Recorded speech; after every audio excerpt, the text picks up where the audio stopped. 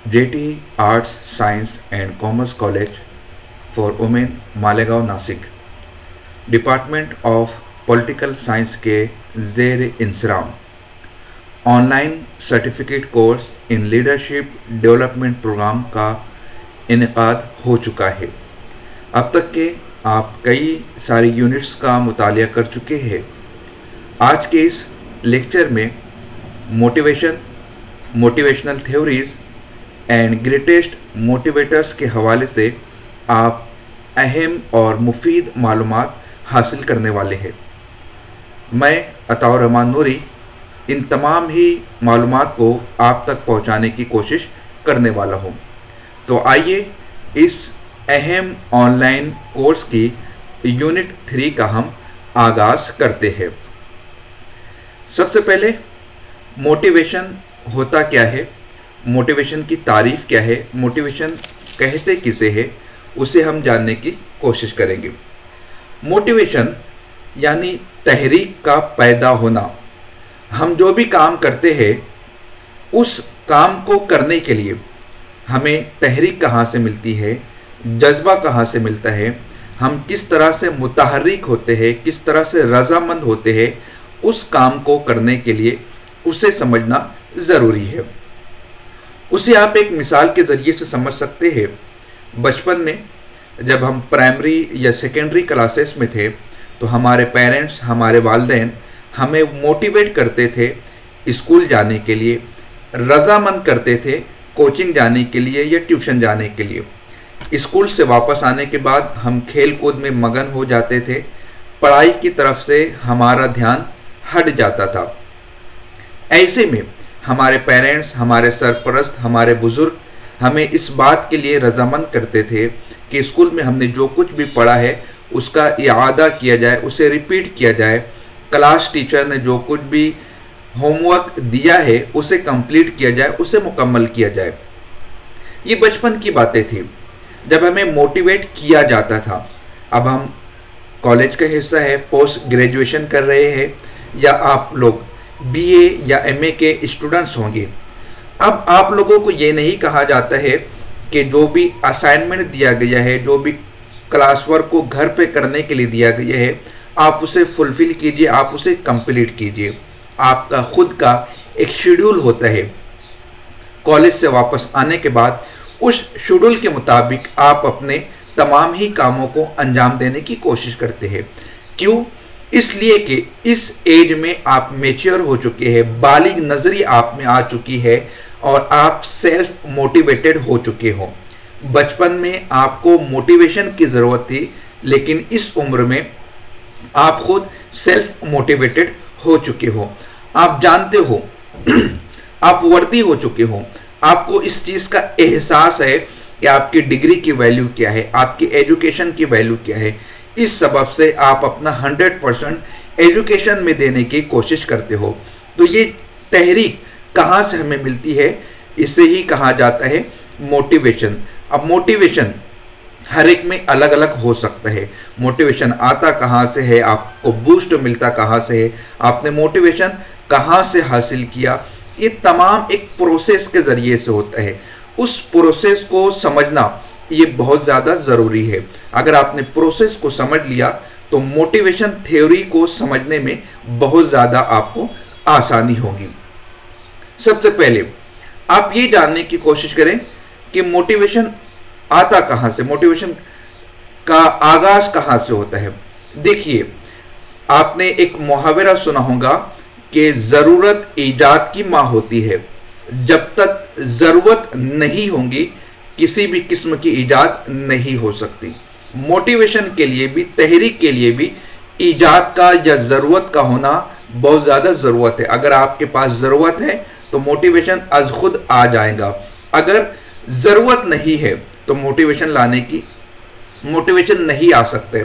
जैसे एक गरीब घराने का या मुतवस्सित घराने का फ़र्द है, वो चाहता है अपनी फैमिली को आसाइश देना, तमाम तर सहूलियात से आरास्ता करना। तो ये उसकी एक नीड है। नीड क्या है कि उसके पास सरमाया हो, नीड क्या है कि उसके पास पैसा हो। इसलिए कि मौजूदा दौर में जितनी आसाइशें हैं, जितनी सर्विसेज हैं, जो भी लग्जरियस लाइफ है वो किसके जरिए से फुलफिल होती है? वो पैसों के जरिए से फुलफिल होती है। तो एक ख्वाहिश है, उस ख्वाहिश की तकमील किसके जरिए से मुकम्मल होंगी? पैसों के जरिए से, सरमाया के जरिए से। तो अल्टीमेटली एक नीड क्रिएट हुई, एक ज़रूरत बन गई।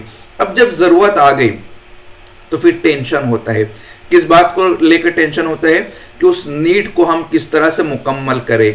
उस टेंशन के चलते हुए हम एक्शन करने की कोशिश करते हैं, अमल करने की कोशिश करते हैं। अमल हमारा किस तरफ होता है? हमारे टारगेट की तरफ होता है, हमारे सब्जेक्ट की तरफ होता है, हमारे गोल की तरफ होता है। हमारा गोल क्या है? उस नीड को मुकम्मल करना। नीड क्या है? सरमाया हासिल करना, पैसा हासिल करना। क्यों? इसलिए कि हम अपनी फैमिली को लग्जरियस लाइफ देना चाहते हैं, उन्हें आसाइशें देना चाहते हैं, उन्हें सहूलियात फराहम करना चाहते हैं। तो एक ज़रूरत पहले बनी, उस ज़रूरत के चलते हुए एक टेंशन क्रिएट हुआ। उस टेंशन को दूर करने के लिए हमने क्या किया? अमल करना शुरू किया। अमल हमारा किस जानिब था? गोल की जानिब था। अब जब हम गोल की जानिब अमल करना शुरू करते हैं तो उसका नतीजा बरामद होता है। नतीजा रिवार्ड की सूरत में भी हो सकता है कि हमने कोई कारोबार शुरू कर दिया, कोई जॉब हासिल कर ली, सरमाया आ गया और उस सरमाए से हम अपनी फैमिली को जो सहूलियात देना चाहते थे वो सहूलियात हमने फराहम कर दी। जब सहूलियात हमने फराहम कर दी तो क्या हो गया? सेटिस्फेक्शन ऑफ नीड हमें हासिल हो गई। अब वो मोटिवेशन बरकरार नहीं रहेगा, अब वो मोटिवेशन खत्म हो जाएगा। क्यों खत्म हो जाएगा? इसलिए कि मोटिवेशन जरूरत के सबब था। जरूरत क्या थी? सरमाए के जरिए से फैमिली को सहूलियात फराहम करना। आप स्टूडेंट्स हैं, स्टूडेंट्स के अकॉर्डिंग आप उसे समझने की कोशिश करें। इस वक्त आप नेट की तैयारी कर रहे हैं, सेट की तैयारी कर रहे हैं, उसके बाद आपको पीएचडी करना है। पीएचडी के लिए या असिस्टेंट प्रोफेसर के लिए आपको नेट सेट क्वालिफाई होना, पीएचडी होना जरूरी है। तो एक ज़रूरत बनी, ज़रूरत के बनते हुए आप में एक टेंशन क्रिएट हुआ। किस बात का टेंशन? कि हमें नेट सेट क्वालिफाई करना है, हमें पीएचडी करना है। अब आप नेट सेट के लिए स्टडी करेंगे, पीएचडी के लिए जो मराहिल है, जो प्रोसेस है, उसकी तकमील की कोशिश करेंगे। यानी आपका एक्शन प्लान स्टार्ट हो गया, आपका अमल शुरू हो गया, आपकी जर्नी स्टार्ट हो गई। अब जर्नी किस बात की तरफ है? आपकी गोल की तरफ है। गोल आपका क्या है? नेट सेट क्रैक करना, पीएचडी करना और उसके बाद जॉब को हासिल करना। अब गोल की तरफ जब आपने एक्शन किया तो उसका रिवॉर्ड मिलेगा। रिवॉर्ड किस सूरत में मिलेगा? या तो आप नेट क्वालिफाई हो जाएंगे या तो आप नेट फेल हो जाएंगे। नेट फेल हो गए तो नीड आपकी अभी भी बरकरार है, टेंशन आपका अभी भी बरकरार है। आप एक्शन करते रहेंगे गोल की तरफ और कभी ना कभी आपको रिवॉर्ड मिल जाएगा। लेकिन अब अगर आप नेट क्वालिफाई हो गए तो आपकी नीड मुकम्मल हो गई, सेटिस्फेक्शन ऑफ नीड्स आपको हासिल हो गई। तो अब आपका मोटिवेशन नेट के हवाले से नहीं है, अब आपका मोटिवेशन चेंज हो जाएगा, अब आपकी नीड चेंज हो जाएंगे, अब आपकी ज़रूरत तब्दील हो जाएंगी। ज़रूरत क्या तब्दील हो गई? पहले आपकी नीड नेट को क्रैक करना था, अब नेट आपने क्रैक कर लिया तो अब आपकी नीड क्या हो गई? या तो पीएचडी में एडमिशन लेना या तो जॉब को हासिल करना। तो जॉब को हासिल करने के लिए फिर आपको टेंशन क्रिएट होगा, फिर आप एक्शन करेंगे, फिर आप गोल की तरफ बढ़ेंगे। इस तरह से ये प्रोसेस चलता ही रहता है। तो इस प्रोसेस को समझना जरूरी था। अब देखिए types of theories of motivation. Motivation के हवाले से दो कैटेगरी है, दो टाइप निकलकर सामने आती है। एक होती है कंटेंट थ्योरी, दूसरी होती है प्रोसेस थ्योरीज। अब कंटेंट थ्योरीज क्या है? कि ऐसी कौन सी चीज है जो आपको मोटिवेट करती है, वो कौन सा जज्बा है जो आपको तहरीक दिलाता है, वो कौन सा फलसफा है जिसके जरिए से आप मोटिवेट होते हैं। वो अलग अलग हो सकता है, वो आपकी पर्सनालिटी हो सकती है, वो आपकी कोई शख्सियत हो सकती है, वो आपकी ह्यूमन नीड हो सकती है, वो आपकी डिज़ायर हो सकती है, वो आपकी इंटरनल एबिलिटी हो सकती है, अंदरूनी जज्बा हो सकता है जो आपको मुतहर्रिक करता है। यानी आपके कंटेंट थ्योरीज में वो बातें आती है जो आपको सेल्फ मोटिवेट करने वाली होती है। जैसे आप बहुत सारी मिसालें देख सकते हैं। एक बच्चा है वो क्रिकेटर बनना चाहता है, एक बच्चा है जो आईएएस बनना चाहता है, तो ये उसकी अंदरूनी ख्वाहिश है, ये उसकी ह्यूमन नीड है, ये उसको मोटिवेट करती रहती है कि आपको आईएएस बनना है। तो एक थ्योरी वो होती है जो कंटेंट थ्योरी होती है, जिसमें ये देखा जाता है कि वो कौन सी चीज है जो आपको मोटिवेट करने वाली है, जो आपको तहरीक दिलाने वाली है, जो आपको मुतहर्रिक रखने वाली है। दूसरी होती है प्रोसेस थ्योरीज। प्रोसेस थ्योरीज में क्या होता है कि आप मोटिवेट कैसे होंगे, आप मोटिवेट किस चीज से होंगे। कंटेंट में आपने क्या देखा कि वो कौन सी चीज है, लेकिन प्रोसेस में आपको मरहला देखा जाता है, आपका प्रोसेस चेक किया जाता है, आपका बिहेवियर देखा जाता है, आपका परसेप्शन देखा जाता है, आपकी डायरेक्शन देखी जाती है, आपकी डिग्री देखी जाती है, आपके एफर्ट्स का जायजा लिया जाता है कि आप कितने एफर्ट्स लगाते हैं मोटिवेशन के लिए, आप किस कदर किन चीजों से, किन जराए से खुद को मोटिवेट करने की कोशिश करते हैं। तो ये दो टाइप्स होती है थ्योरीज की, कंटेंट थ्योरीज और प्रोसेस थ्योरीज। अब आप देखिए, आप स्क्रीन पर एक चार्ट देख सकते हैं, थ्योरीज ऑफ मोटिवेशन। इस चार्ट में कंटेंट थ्योरीज को अलहदा मेंशन किया गया है और प्रोसेस थ्योरीज को अलहदा मेंशन किया गया है। दोनों जुमराजात में, दोनों कॉलम में, दोनों खानों में 5-5 थ्योरीज रखी गई है। तकरीबन आप ये कह सकते हैं कि थ्योरीज ऑफ मोटिवेशन में 10 या 10 से कुछ जायद थ्योरीज आती है, लेकिन वो थ्योरीज पूरी थ्योरीज ऑफ मोटिवेशन नहीं है, बल्कि कुछ थ्योरीज कंटेंट थ्योरीज है, कुछ प्रोसेस थ्योरीज है। यानी कुछ थ्योरीज इस बात पर गौर करती है कि वो कौन सी चीज है जो आपको मोटिवेट करने वाली है, और कुछ थ्योरीज इस बात पर ध्यान देती है कि वो क्या चीज है जिसके जरिए से आप मोटिवेट होते हैं, आप मोटिवेट कैसे होंगे, किस जरिए से होंगे। तो कंटेंट थ्योरीज में आप जिन थ्योरीज को पढ़ सकते हैं उसमें पहली थ्योरीज है मास्लोज हियरार्की थ्योरी, दूसरी है हर्ट्जबर्ग 2 फैक्टर थ्योरी, तीसरी थ्योरी है theory X and theory Y, जिसे हम बेहतर अंदाज में आगे समझने की कोशिश करेंगे।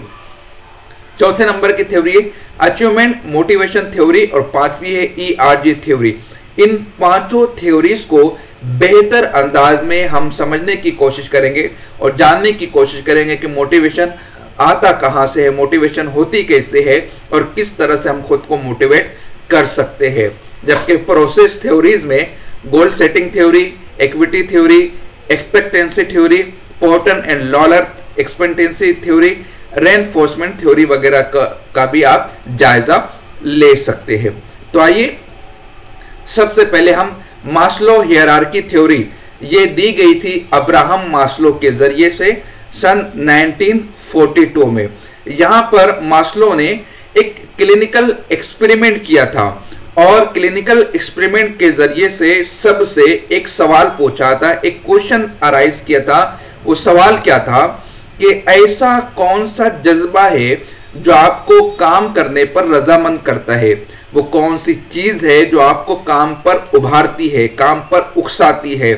कि देखिए हर इंसान की जरूरत होती है, हर इंसान काम करता है, हर इंसान अपने मकासद की तकमील के लिए जद्दोजहद करता है, लेकिन उस काम की तकमील के पीछे, उस जरूरत को मुकम्मल करने के पीछे जज्बा कौन सा है, तहरीक कौन सी है, वो बूस्ट उसे कहां से मिलता है, वो मोटिवेट कहां से मिलता है। तो अब्राहम मास्लो ने क्या किया था, एक एक्सपेरिमेंट किया, जिस एक्सपेरिमेंट में हर किसी से सवाल कायम किया था।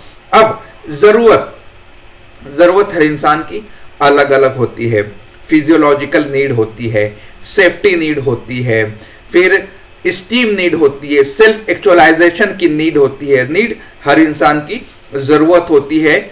अब मास्लो ने क्या कहा कि हियरार्की है, यानी ख्वाहिशों के दर्जे है, ख्वाहिशों के तबके है। अब उन तबकों को उसने बयान किया था।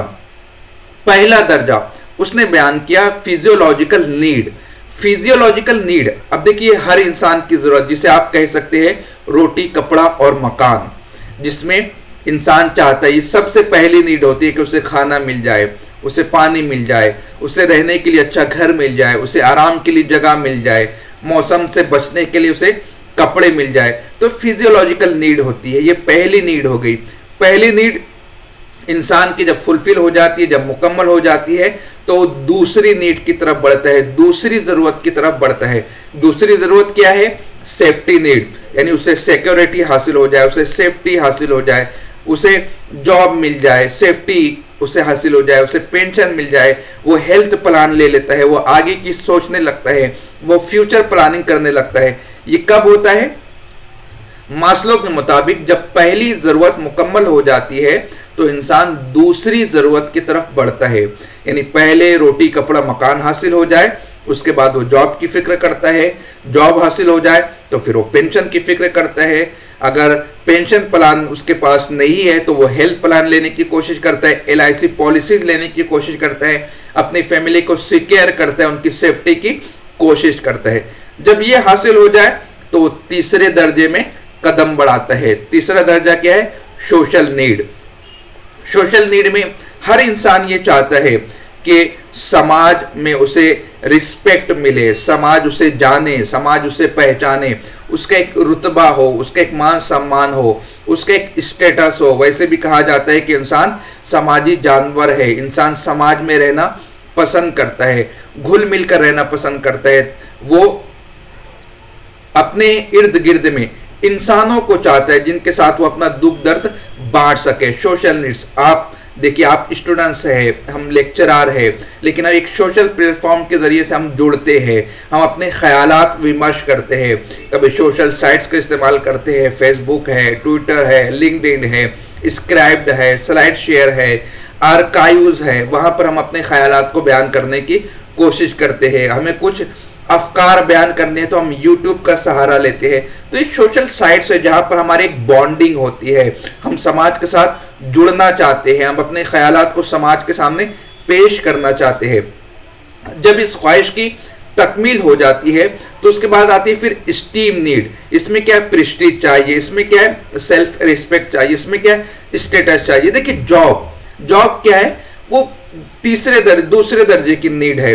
लेकिन स्टीम नीड में जॉब तो मिल गई, लेकिन जॉब में स्टेटस क्या है, हमारा मान सम्मान क्या है, हमारा रिस्पेक्ट क्या है, सेल्फ रिस्पेक्ट कितनी मिलती है। जॉब जैसे एक क्लर्क की जॉब है, एक प्यून की जॉब है, जॉब वो भी है, लेकिन उसके बरक्स में एक प्रोफेसर की जॉब है, एक प्रिंसिपल की जॉब है, वाइस चांसलर की जॉब है। तो सेल्फ रिस्पेक्ट में बहुत ज्यादा फर्क आता है।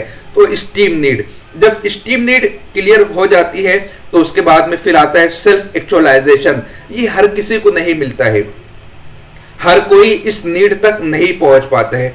क्यों नहीं पहुंच पाता है? इसलिए कि इंसान को अपने काम करने का मकसद मालूम होना चाहिए। मैं ये काम कर रहा हूं तो क्यों कर रहा हूं, उसके पीछे मकसद क्या है, उसके पीछे फलसफा क्या है, उसके पीछे थीम क्या है, ये हर इंसान नहीं जांच पाते, हर इंसान नहीं परख पाता है। तो इस तरह से 5 नीड ये बयान की है मास्लोज ने कि इंसान की ज़रूरतें, इंसान की नीड, इंसान की ख्वाहिशें हियरार्की पर मुश्तमिल होती है, जिसे यके बाद दीगरे वो हासिल करता जाता है। लेकिन देखिए, इसे क्रिटिक्स ने बहुत ज़्यादा क्रिटिसाइज किया है। अब क्रिटिसाइज करने के पीछे हर एक की वजह है। अब हर एक की वजह क्या है? Need can't be in hierarchy. Need जो है वो दर्जे में तकसीम नहीं हो सकती, हियरार्की में बदल नहीं सकती है। जैसे देखिए, यहाँ पर क्या बताया गया है कि पहले फिजियोलॉजिकल नीड मुकम्मल होंगी, फिर सेफ्टी नीड, फिर उसके बाद में इंसान बढ़ता है सोशल नीड की तरफ, उसके बाद स्टीम नीड की तरफ, और फिर फाइनली सेल्फ एक्चुअलाइजेशन की तरफ। लेकिन ऐसा मुमकिन नहीं है।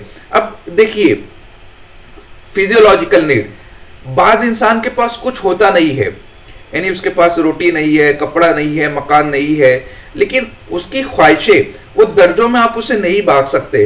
अब सेल्फ रिस्पेक्ट ये कहाँ पर आती है? स्टीम नीड में आती है। उसका स्टेटस, उसका मान सम्मान, उसकी खुददारी, उसकी रजामंदी, ये सब स्टीम नीड में है। लेकिन एक इंसान वो है जिसके पास खाना पीना नहीं है, लेकिन उसके बाद भी वो गैरों के सामने हाथ नहीं फैलाता है, उसके बाद भी वो भीख नहीं मांगता है, उसके बाद भी वो अपनी ख्वाहिशों को दूसरे के सामने बयान नहीं करता है। मतलब ये हुआ कि उसके पास सेल्फ रिस्पेक्ट है, उसकी एक खुददारी है। उसकी खुददारी उसके हाथों को फैलाने से मना करती है दूसरों के सामने।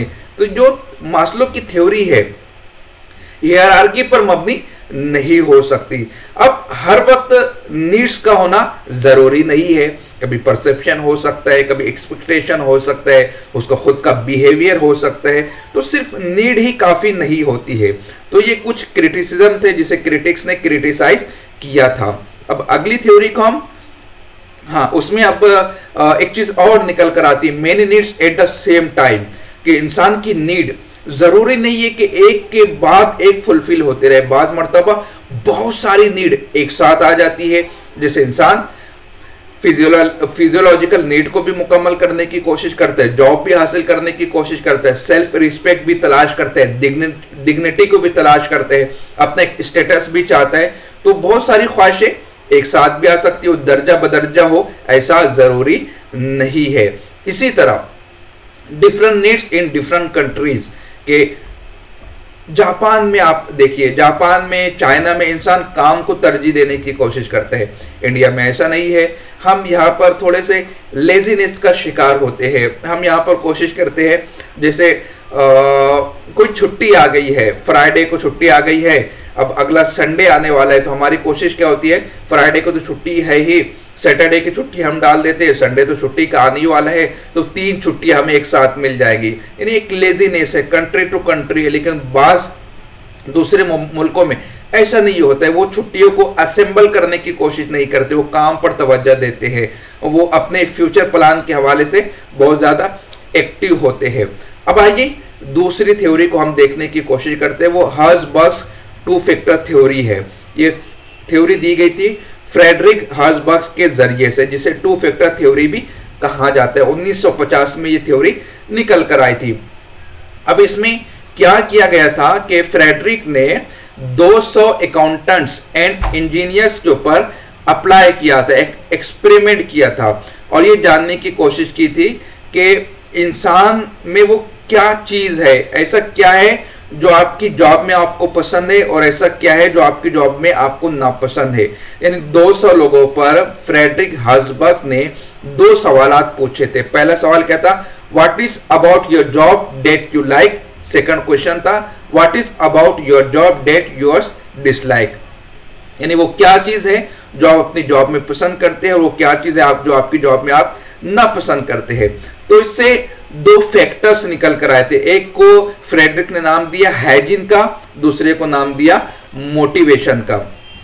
तो हर्ज़बर्ग के हवाले से 2 फैक्टर्स होते हैं, एक हाइजीन फैक्टर कहलाता है, दूसरा मोटिवेटर्स कहलाता है। पहले हम मोटिवेटर्स को देखने की कोशिश करते हैं कि मोटिवेटर्स कहते किसे, हाइजीन कहते किसे। वो फैक्टर्स जिससे आप डिससेटिस्फाइड होते हैं, डिससेटिस्फाइड नहीं होते हैं, उन्हें हाइजीन फैक्टर कहा जाता है। यानी ऐसे फैक्टर्स जो आपको डिससेटिस्फाइड ना करे वो हाइजीन फैक्टर कहलाते हैं, और वो फैक्टर जिनसे आप पॉजिटिवली मोटिवेट होते हैं उन्हें मोटिवेटर कहा जाता है। तो हाइजीन यानी वो फैक्टर्स जो आपको डिससेटिस्फाई ना करे, और मोटिवेटर यानी वो फैक्टर जो आपको पॉजिटिवली मोटिवेट करे। अब मोटिवेटर्स अलग अलग हो सकते हैं, जैसे सैलरी में इजाफा हो जाना, प्रमोशन हो जाना, किसी टाइप की जॉब में पावर मिल जाना, ये मोटिवेशन के जराए हैं जिनके जरिए से आप मोटिवेट होते हैं। जाहिर सी बात है, अगर सैलरी बढ़ने वाली है, इंक्रीमेंट होने वाला है, तो इंसान मोटिवेट होगा। अगर प्रमोशन मिलने वाला है तो इंसान आज खुद मोटिवेट होगा। अगर किसी किस्म की पावर उसके पास आने वाली है तो वो अपने आप को मोटिवेट करने की कोशिश करेगा। अब देखिए, पावर या मोटिवेशन के जराए बहुत सारे हो सकते हैं, जैसे रिकॉग्निशन। अगर आपको रिकॉग्निशन मिल रहा है तो आप मोटिवेट होंगे। जैसे स्टूडेंट्स, यूपीएससी की तैयारी करने वाले स्टूडेंट्स दिन रात एक कर देते हैं, दिन भर पढ़ाई करते हैं, रिवीजन करते हैं, 10-10 घंटा, 8-8 घंटा, 12-12 घंटा वो पढ़ाई करते हैं। इस बुक स्टॉल पर जाओ, उस बुक सेलर से मुलाकात कर, अच्छी से अच्छी बुक्स हासिल करना, करंट अफेयर पर नॉलेज हासिल करना, तबादला ख्याल करना, ग्रुप डिस्कशन करना। क्यों? इसलिए कि एक दफ़ा अगर वो यूपीएससी को क्लियर कर लेते, वो आईएएस या आईपीएस बन जाते हैं, तो उन्हें रिकॉग्निशन मिलता है, उन्हें स्टेटस मिलता है, उन्हें मान सम्मान मिलता है। लाखों लोगों में, हजारों लोगों में उनका रुतबा बड़ा हो जाता है। एक डॉक्टर जो 5-7 साल मेहनत करने के बाद जब क्वालिफाई होता है, जब एमबीबीएस बनता है, तो उसे एक प्रीमाइसिस दिया जाता है, एक हॉस्पिटल दिया जाता है रन करने के लिए, उसे चलाने के लिए। लेकिन जब एक बच्चा एक स्टूडेंट 22-25 साल में आईएएस बन जाता है तो उसे पूरा जिला दिया जाता है, उसे पूरा डिस्ट्रिक्ट दिया जाता है रन करने के लिए। तो 5 साल की मेहनत के बाद एक हॉस्पिटल चलाता है एक डॉक्टर, और 2-4 साल की मेहनत के बाद एक स्टूडेंट पूरे जिले को चलाते हैं, वो अधिकारी बन जाते हैं। एक रिकॉग्निशन मिलता है, तो उसे एक बूस्ट मिलता है, उसे एक मोटिवेशन मिलता है जिसके लिए वो तगदो करता है। उसके बाद मोटिवेटर्स में क्या है, अचीवमेंट। अगर कोई गोल सेट है, उसको वो हासिल करना चाहते हैं, तो उसके लिए वो मोटिवेट होगा उस गोल को हासिल करने के लिए, उस टारगेट को हासिल करने के लिए। अब देखिए अचीवमेंट जो है ना वो चैलेंजिंग होना चाहिए, जिसे हम बाद में अभी देखने की कोशिश करेंगे। फिर एडवांसमेंट अलग अलग टाइप के हो सकते हैं, बेनिफिट अलग अलग टाइप के हो सकते हैं, जैसे उसको जॉब में प्रमोशन मिलने वाली है, उसकी कुछ स्किल्स मिलने वाली है। जैसा कि ग्रोथ भी एक मोटिवेटर हो सकता है, एक फैक्टर हो सकता है। ग्रोथ किसी भी चीज में ग्रोथ हो सकती है, वो आपकी सैलरी में ग्रोथ हो सकती है, वो आपकी स्किल्स में ग्रोथ हो सकती है, वो आपकी नॉलेज में ग्रोथ हो सकती है, वो आपकी एबिलिटी में ग्रोथ हो सकती है। जैसे कंपनीज करती है, ये स्कूल करती है, या जो आप लोग ये क्रेडिट कोर्स कर रहे हैं, ये क्यों आप लोग क्रेडिट कोर्स कर रहे हैं? इसलिए कि आपको क्रेडिट चाहिए, इसलिए कि आपको डिग्री के लिए क्रेडिट जरूरी है। तो ये क्रेडिट आपको मोटिवेट कर रहे हैं किस बात के लिए, कि आप ये ऑनलाइन कोर्स करें, लीडरशिप को समझने की कोशिश करें। तो एक टाइप की ग्रोथ है। अब ग्रोथ किस टर्म्स में है, ये आपकी स्किल्स में ग्रोथ है, या आपकी नॉलेज में ग्रोथ है, या आपकी एबिलिटी में ग्रोथ है। इस कोर्स से करने से आपको पेमेंट हासिल हो जाए, आपकी सैलरी बढ़ जाए, ऐसा नहीं है। आपकी महारतें बढ़ने वाली है, आपकी अहलियतें बढ़ने वाली है। लेकिन इसी को आप किसी ऑफिस में के लिए, किसी मुलाजमत के शोबे में रखिए, वहां पर कंपनी बताती है कि 1 महीने का आप कोर्स कर लीजिए, आपकी एबिलिटी अगर इंप्रूव होती है तो आपको इंक्रीमेंट देंगे, आपकी सैलरी में इजाफा कर देंगे। तो ये एक टाइप की ग्रोथ हो जाए, और ये ग्रोथ क्या है, ये मोटिवेटर का काम देंगी, मोटिवेट करेंगी। अब उसके बाद एक फैक्टर है रिस्पॉन्सिबिलिटी, एहसास दिलाना जिम्मेदारी का। अब वो रिस्पॉन्सिबिलिटी किसी भी तरह की हो सकती है। पहले एक एम्प्लॉय थे, उन्हें मैनेजर बना दिए, मैनेजर थे, उनकी मैनेजिंग पोस्ट में और इजाफा कर दिया। जैसे पहले एक एमआर है, मेडिकल रिप्रेजेंटेटिव, उसके बाद फिर क्या हो जाता है, वो एरिया का बिजनेसमैन हो जाते हैं। उसके बाद क्या हो जाता है, वो डिस्ट्रिक्ट मैनेजर बन जाता है, सेल्स मैनेजर बन जाता है। तो जैसे जैसे जिम्मेदारियां बढ़ेंगी, वो जिम्मेदारी मोटिवेट करती है इंसान को काम करने के लिए, उभारने के लिए। तो एक रिस्पॉन्सिबिलिटी भी फैक्टर होता है। जॉब चैलेंज होना चाहिए, यानी वो बातें होनी चाहिए जो आपको मोटिवेट करे। जैसे मैं आपसे कहूं कि आप 8 घंटा सो जाइए, ठीक है, सो जाएंगे, कोई बात मोटिवेट करने वाली नहीं, चैलेंजिंग होनी चाहिए। मैं आपसे ये कह दूं कि 10 घंटा आपको पढ़ाई करनी है, 10 घंटा आपको स्टडी करनी है, तो 3-4 घंटा तो आप कर ही लेते हो, 10 घंटा आपके लिए एक चैलेंज हो गया। तो अब ये चैलेंज आपको मोटिवेट करेगा। इसलिए कि हम अपने स्टूडेंट्स से हमेशा ये कहते हैं कि अपने टारगेट के लिए हमेशा फोकस्ड रहिए, पढ़ाई कीजिए, सख्त मेहनत कीजिए। जिस वक्त आप सो रहे होते हैं, जिस वक्त आप टीवी देख रहे होते हैं, जिस वक्त आप सैर सपाटा कर रहे होते हैं, जिस वक्त आप शादी ब्याह के फंक्शंस में बिजी होते हैं, उस वक्त कोई ना कोई आपको कॉम्पीट करने के लिए तैयारी कर रहा होता है, पढ़ाई कर रहा होता है, अपनी नींद कुर्बान कर रहा होता है, सेक्रीफाइस कर रहा होता है अपनी डिजायर्स से। तो वो आपको कॉम्पीट करने के लिए तैयार है। तो ऐसे में आपके लिए क्या जरूरी हो जाएगा, चैलेंज का होना जरूरी हो जाएगा। अब देख लीजिए हाइजीन फैक्टर क्या होता है। हाइजीन फैक्टर क्या है कि वो चीजें आपको पॉजिटिवली मोटिवेट तो नहीं करती, लेकिन वो आपको डिससेटिस्फाइड कर सकती है। यानी आप उसे आप इस तरह से, जैसे आप तालिब इल्म है, आप स्टूडेंट है, आपको बुनियादी फैसिलिटीज मिल रही है, यानी हाइजीन फैक्टर वो है जो आपको मिल तो रही है मगर उनसे आप पॉजिटिवली सेटिस्फाइड नहीं हो रहे, मगर उनका अब्सेंस, उनका गैर हाजिर होना आपको डिससेटिस्फाइड कर देगा, आपको गैर मुतमईन कर देगा। कैसे? आप स्टूडेंट है, आपको बुनियादी सहूलत मिल रही है, आपके पेरेंट्स आपके लिए खाने के इंतजाम करते हैं, आपके लिए कपड़े का इंतजाम करते हैं, आपके लिए रूम का इंतजाम करते हैं, आपके लिए स्टडी टेबल का इंतजाम करते हैं, इसलिए आपको उन चीज़ों की अहमियत मालूम नहीं है, आपको एहसास नहीं होता। आपके पास मोटरसाइकिल है, आप आते बाइक निकालते कॉलेज चले जाते हैं। कभी आप सोचिए, आपको क्या लगता है ठीक है, सबके पास तो रोटी कपड़ा मकान है, सबके पास तो मोटरसाइकिल है, मेरे पास है तो क्या हुआ। लेकिन अब आप सोचिए, एक हफ्ते के लिए आपके पास से मोटरसाइकिल आपके पेरेंट्स ने छीन ली है, आपके पास नहीं है, आपके मम्मी पापा ने आपसे मोटरसाइकिल ले ली है। अब बसेस बंद है, किसी दिन हड़ताल हो गई, ऑटो रिक्शा बंद है, जाने आने के साधन इस वक्त आपके पास मौजूद नहीं है। फिर आप क्या करोगे? आपको पैदल घर से निकलना होगा कॉलेज जाने के लिए, पैदल आपको घर से निकलना होगा आपकी ऑफिस जाने के लिए। फिर आपको अंदाजा होगा कि मोटरसाइकिल की अहमियत क्या है। ये हाइजीन फैक्टर में आता है, यानी वो चीज़ें जो आपको मिल रही है, जो आपको पॉजिटिवली मोटिवेट नहीं करती है। यानी मोटिवेटर्स में क्या होता है? रिकॉग्निशन है, अचीवमेंट है, एडवांसमेंट है, ग्रोथ है, रिस्पॉन्सिबिलिटी है, जॉब चैलेंज, ये सब क्या करते हैं? पॉजिटिवली आपको मोटिवेट करने वाले हैं। लेकिन हाइजीन फैक्टर्स क्या है? जो आपको मोटिवेट तो नहीं करते हैं, लेकिन उनकी अब्सेंस, उनकी गैर हाजिरी आपको डिससेटिस्फाइड कर देंगी। तो ये हाइजीन फैक्टर में होती है। अब इस थ्योरी की एक खराब बात क्या है कि ऑथर ने क्या किया है कि सारी एनर्जी मोटिवेटर्स पे खर्च कर दी है, हाइजीन फैक्टर को उन्होंने बहुत बेहतर अंदाज में बयान नहीं किया है। इसीलिए इस थ्योरी को जॉब सेटिस्फेक्शन थ्योरी कहा जाता है, इसलिए कि सारी बातें तो मोटिवेशन के हवाले से की गई है, हाइजीन फैक्टर के हवाले पर उतनी बातें नहीं की गई है। फिर दूसरी बात जिसे क्रिटिक्स ने क्रिटिसाइज किया वो क्या है? Two factors are not distinct, यानी सिर्फ दो फैक्टर्स को लेकर हम पूरे समाज को, पूरे मुआशरे को, पूरी दुनिया को जज नहीं कर सकते। दो ही तो सवाल उसने पूछे थे। वो दो सवाल क्या थे कि वो कौन सी चीज है जो आपको अपनी जॉब में पसंद है, और वो कौन सी बातें हैं जो आपको अपनी जॉब में पसंद नहीं है। और कितने लोगों से पूछे थे? सिर्फ 200 लोगों से पूछे थे।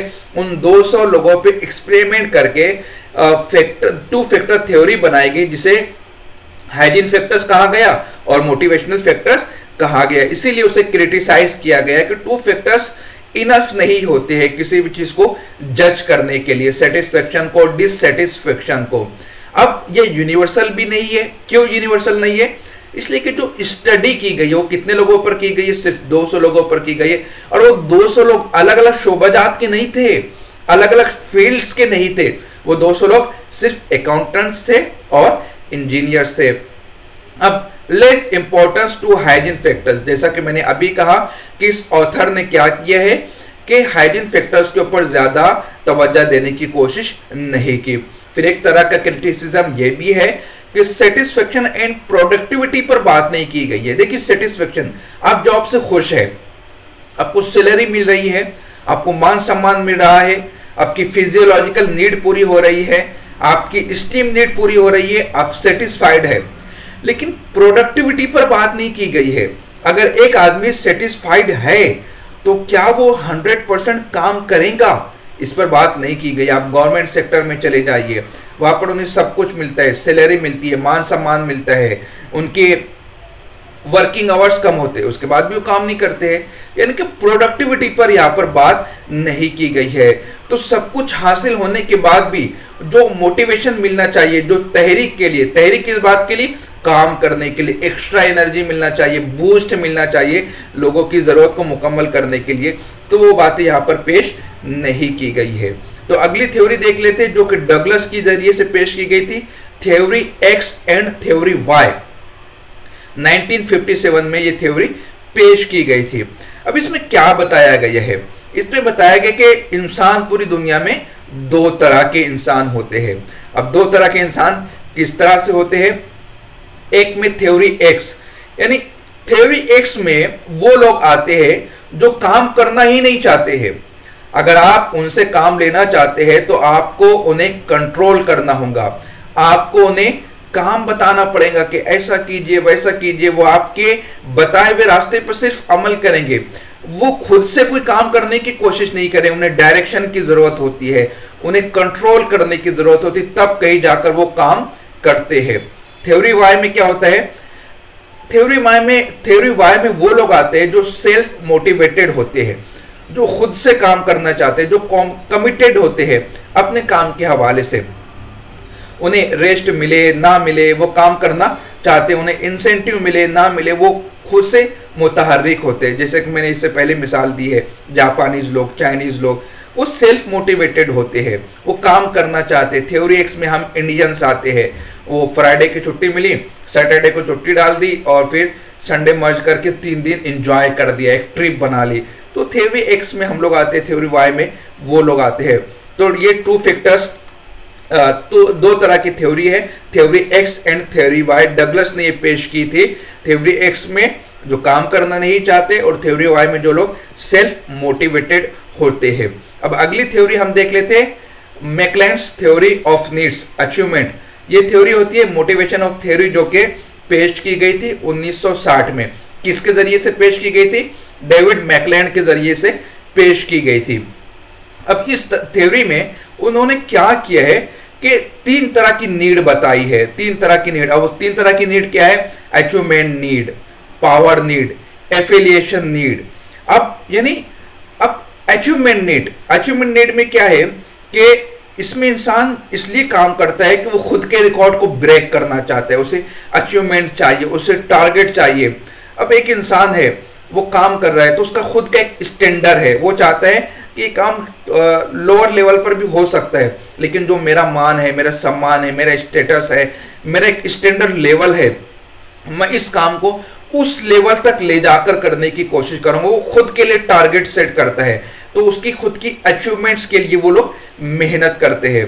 दूसरा होता है पावर नीड, यानी कुछ लोग ऐसे होते हैं जिन्हें पावर चाहिए। अब पावर, जैसे मैंने अभी यूपीएससी की मिसाल दी थी, कुछ स्टूडेंट्स ऐसे होते हैं जो यूपीएससी क्रैक कर लिए, रैंक उनकी अच्छी आ गई, उन्हें आईएएस मिल रहा है, लेकिन आईएएस मिलने के बावजूद वो आईपीएस लेना चाहते हैं। देखिए आईएएस, इंडियन एडमिनिस्ट्रेटिव सर्विसेज, ये सबसे बड़ी जॉब है, सबसे पावरफुल जॉब है। उसके बाद दूसरे नंबर की जॉब आती है आईपीएस, इंडियन पुलिस सर्विसेज। लेकिन कुछ स्टूडेंट्स क्या करते हैं, वो आईएएस लेने के बजाय आईपीएस लेते। क्यों?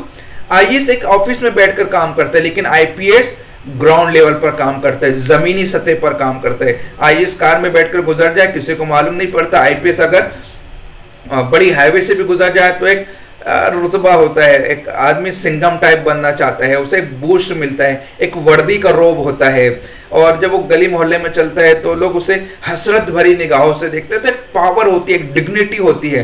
तो यूपीएससी क्रैकर क्या करते हैं, आईएएस मिलने के बाद भी वो आईपीएस की पोस्ट पर जाते हैं। तो पावर, तो एक मोटिवेशन मिलती है पावर से। इसी तरह कोई टीचर ऐसा है जिसको चाहिए कि वो चाहता है कि मुझे पावर मिले, तो प्रिंसिपल को क्या चाहिए, मैनेजमेंट को क्या चाहिए कि उसका रुतबा बढ़ा दे। क्यों? इसलिए कि उससे अगर काम लेना है तो उसमें जो एक नीड है, कौन सी नीड? पावर की नीड, उसे फुलफिल करना जरूरी है। अब जैसे आप नेट की तैयारी कर रहे हैं या हम लोग जो टीचिंग कर रहे हैं, एफिलिएशन, ये पावर नीड नहीं है, इसमें पावर कहाँ है? अब तो हम अपने स्टूडेंट्स को मार भी नहीं सकते, डांट भी नहीं सकते, पावर कुछ भी नहीं है। लेकिन इसमें क्या एफिलिएशन है, इसमें मान सम्मान, स्टेटस है। सोसाइटी में एक टीचर की वैल्यू होती है, उसका एक स्टेटस होता है, लोग उसको जानते हैं, लोग उसको रिस्पेक्ट देते हैं। तो डेविड ने 3 तरह की नीड को बयान किए, achievement need, power need, affiliation need. ये एक थ्योरी ऑफ मोटिवेशन है कि इंसान को मोटिवेशन कहाँ से मिलता है। आपको मोटिवेशन आपके अचीवमेंट से मिलेगा, आपकी पावर से मिलेगा, आपके एफिलिएशन से मिलेगा। उसके बाद 5वीं थ्योरी को हम देख लेते हैं, एग्जिस्टेंस रिलेटेडनेस ग्रोथ, यानी कि ERG थ्योरी। 1969 में ये थ्योरी आई थी। किसके जरिए से आई थी? एल्डरफर के जरिए से आई थी। इस थ्योरीज में एल्डरफर ने 3 चीजों को बयान किया है, एग्जिस्टेंस को बयान किया, रिलेशनशिप को बयान किया, ग्रोथ को बयान किया। देखा जाए तो मास्लो की जो पहली थ्योरी हमने देखी थी, उसी थ्योरी का एक्सटेंशन है। इसमें क्या बताया गया? एक्सटेंशन में फिजियोलॉजिकल नीड पूरी हो जाए, सोशल नीड पूरी हो जाए। फिजियोलॉजिकल में हमने क्या देखा? तो रोटी कपड़ा मकान, और सोसाइटी से एक बॉन्डिंग चाहिए, वो एग्जिस्टेंस में आ जाएगा। रिलेशनशिप में क्या आ जाएगा? सोशल नीड्स आ जाएंगे। ग्रोथ के अंदर क्या हो जाएगा? जो स्टीम नीड थी और सेल्फ एक्चुअलाइजेशन था, वो ग्रोथ में, यानी पहली जो 2 नीड थी कि सेफ्टी नीड और फिजियोलॉजिकल नीड, ये उसने एल्डरफर ने किस में बयान कर दी? एग्जिस्टेंस में बयान कर दी। जो सोशल नीड्स थी वो किस में बयान कर दी, रिलेशनशिप में बयान कर दी। और अपर की जो दो नीड थी कौन कौन सी, सेल्फ स्टीम और सेल्फ एक्चुअलाइजेशन, वो उसने बयान कर दी ग्रोथ में। यानी जो 5 फैक्टर्स है उसे मुख्तसर करके 3 फैक्टर में उसने बयान कर दिया है। तो ये 5 तरह की थ्योरी निकलकर सामने आती है।